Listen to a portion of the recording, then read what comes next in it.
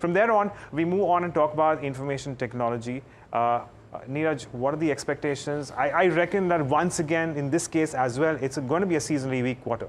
Yeah, but you know, Agam, just before we get to Q1, I just thought the reason why, let's try and see if we can put into context the reason why post June 20, and why that date is important, because Accenture numbers came out then.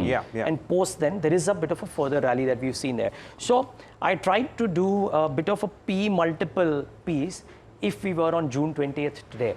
Right? Yeah. So the prices of 6 stocks, I've chosen 6, I've not chosen all the 18 or thereabouts, but TCS, Infi, HCL Tech, or the mid-sized ones, Persistent, Coforge, Birlasoft, a product company, non-product company, etc. and stuff like that.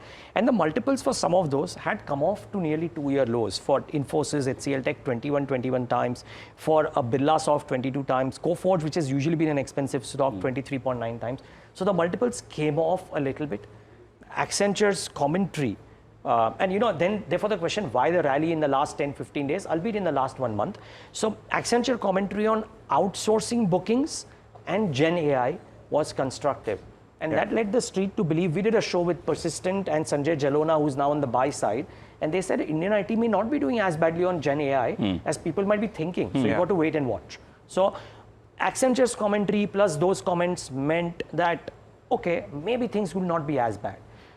Valuations at 2-year lows, and certain analysts are bullish on commentary for the second half of FY25 from IT companies. We may not immediately see it right now, but we may see it. There's a Nomura note on July 1st, rather, which said that the calendar year 25 looks very, very promising as well. So maybe commentary turns in the second half. So that's the bullish argument. What are the bullish assumptions that people are making in this argument? That growth bottom out in FY25 will improve to FY26.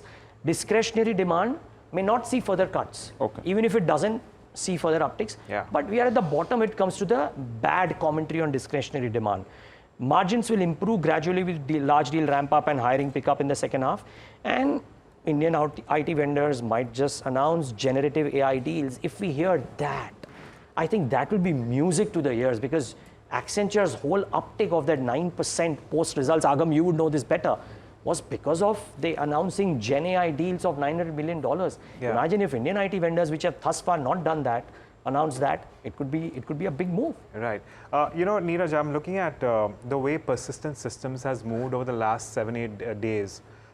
It's okay, so from 4,000 to nearly 4,800, that's a 28% up move. It's not every day that we see something like this. Even in a mid-cap IT company, off late, we're not used to something like that, which begs the questions whether or not we can, in fact, and again, I don't want to base the entire mid-cap IT ecosystem just based on what we can, in fact, expect from Persistent Systems.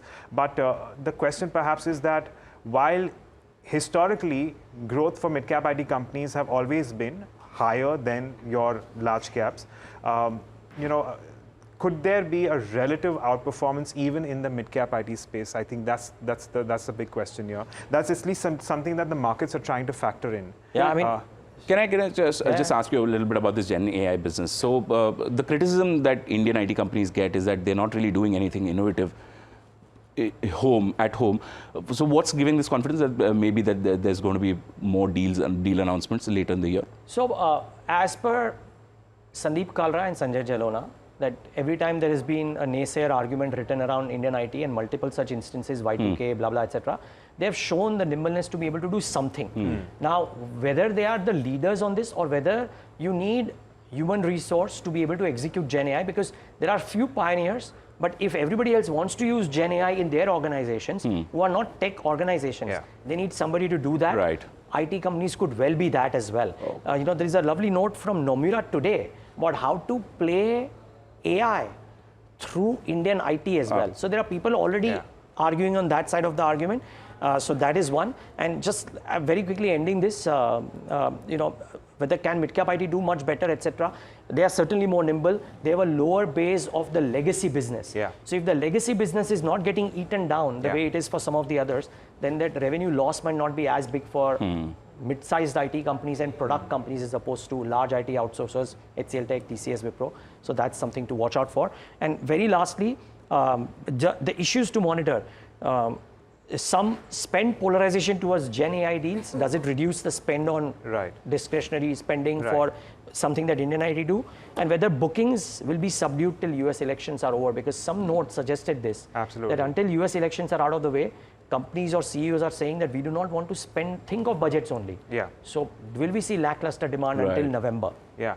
So, no, so absolutely. So, implications of the US economy on and the impact that can have on the Indian IT sector, as Niraj has mentioned as well, that a lot will depend on the commentary from the management. Again, seasonally weak quarter because of margins, because we do have some salary hikes come through, but a lot will come through in terms of commentary with respect to what we can expect, what areas are a lot of these companies focusing on, and discretionary spends, and how much of this discretionary spends is in fact going towards AI, Gen AI specifically. So a lot of factors to keep an eye on. But there you have it.